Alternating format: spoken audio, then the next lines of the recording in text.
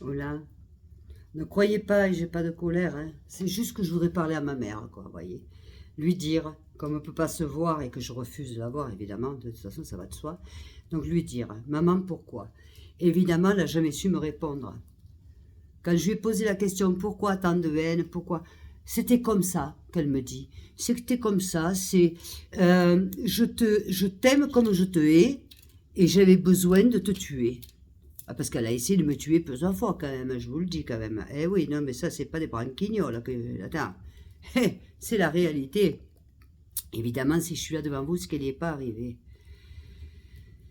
Moi, je peux pas comprendre parce que, vous voyez, j'ai deux enfants. Deux enfants que j'aime plus que ma vie. Et si demain, je dois donner ma vie pour eux, je la donnerai.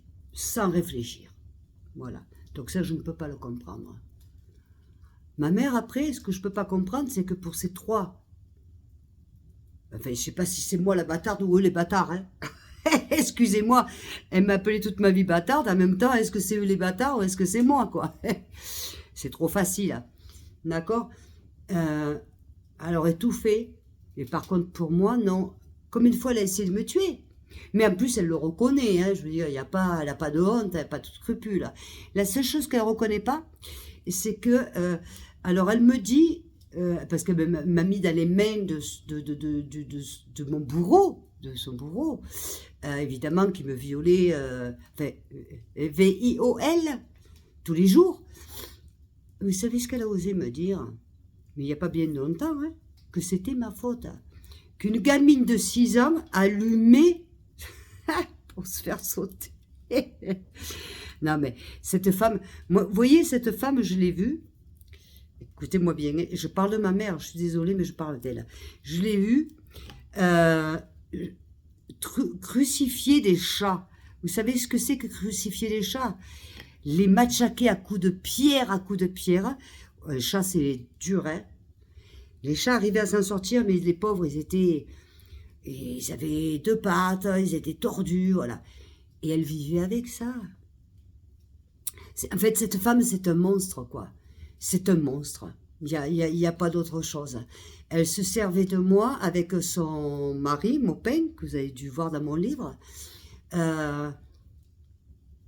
Tous les deux dans la chambre avec moi, et il fallait que je mette ma petite main, ma toute petite main, parce que j'étais toute petite, ma toute petite main, dans sa grosse chatte, pour la faire jouir.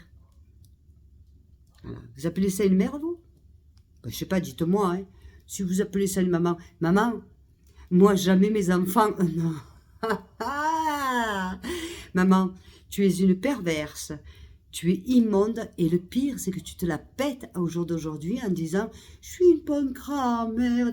Comment tu peux être grand-mère si t'es pas mère, hein? Et faire ce que tu as fait, tu sais, ça n'a pas de nom. Ça n'a pas de nom. Évidemment que je t'en veux. Et pourtant, les amis, c'est vrai que j'ai couru parce que j'avais tellement besoin d'amour, tellement besoin d'amour, puisque je n'avais jamais eu, à part avant de regarder. Et quand j'ai posé la question à ma mère, pourquoi maman tu m'as... Et ça fait pas longtemps ça. C'est vous vous rappelez quand j'ai fait l'interview avec Thibaut. Et juste après, elle m'appelle, évidemment, et pour m'expliquer, gentiment, mais pour m'expliquer que j'avais eu ce que je méritais. Moi, j'ai pas compris. Qu'est-ce que je méritais? Pourquoi? Qu'est-ce que je méritais? Tu méritais de souffrir. Oui, mais pourquoi? Parce que c'est comme ça. Tu étais ma fille. J'ai décidé, c'était comme ça, tu méritais de souffrir. Et alors là, je réponds, c'est enregistré, je réponds. Mais j'étais dans le blanc, pourquoi tu m'as mené vers le noir? C'est comme ça. Tu méritais. Fallait que tu souffres. Il y en avait marre que tu sois comme une princesse. Ce sont textuellement ces mots. Vous comprendrez bien, et ça fait pas loin ça, hein, vous comprendrez bien que quand vous avez ça, eh bien là... Alors j'en appelle à toi, maman. Parce que tu vois maintenant, moi ma bouche, maintenant tu veux me mettre en procès, j'attends que ça. Comme j'ai pas d'autres moyens, alors je te taquine. Donc, je te taquine pas. Comme j'ai pas d'autre moyen, je te dis, mets-moi en procès. Madame Simone Ludovico, qui vit à Nîmes. Mets-moi en procès. Je serai heureuse. Je n'attends que ça. Mais évidemment, tu te chies tellement dans la culotte. Parce que tu sais que si tu me mets en procès, tu vas finir en prison. Et comme tu le sais, c'est pour ça que tu ne fais rien. Et toi, Christian, qui soutient cette femme, Christian Quignon, je vous mets tous en procès, moi, mettez-moi en procès. Je fais exprès de dire les noms. Mettez-moi en procès. Parce que Christian Quignon, tu connais la vie de maman. Tu la connais. En plus, vous vivez déjà en fraude tous les deux. De toute façon, vous savez faire que ça, vivre dans les fraudes. Et elle, tu crois quoi qu'elle est avec toi pourquoi? Bien, chère maman. Je te jure, je vais tout faire, mais on ira en procès. Tu sais pourquoi je veux un procès?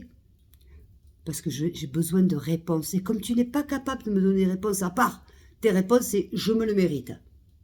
Mais pourquoi je me mérite ça? Comment une enfant de 6 ans se mérite d'être violée, fracassée et abusée et tout ce que... Mais pourquoi? Et à quel titre? Qui tu es, toi? Juste tu m'as mis au monde. J'espère qu'il y aura un procès. Parce que tu vois, ce genre de vidéo, je vais en faire tous les jours. Tous les jours, maman. Tous les jours. Tous les jours. Et j'espère qu'il y aura un procès et qu'un jour tu payeras. Parce qu'il n'y a pas de nom à ce que tu m'as fait. Il n'y a pas de nom. Tu as détruit ma vie. Mais allez. Voilà. Bon, on va se retrouver bientôt. Merci ma petite maman chérie. Je t'aime, je t'aime. Non, je t'aime pas. Mais j'attends des petites réponses, maman chérie. Ciao, ciao.